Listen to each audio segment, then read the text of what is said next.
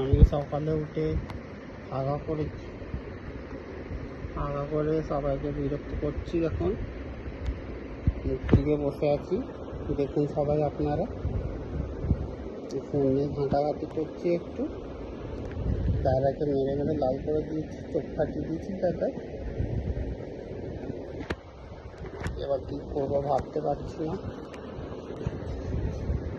আমি রান্না করছে, মা ঘর গোছাচ্ছে, দাদু ঘর গোছাচ্ছে। আজকে বাড়িতে লোকজন আসবে, তাই সব পরিষ্কার পরিচ্ছন্ন করা হচ্ছে, নাহলে আমাদের ঘরে সবসময় নোংরাই থাকে।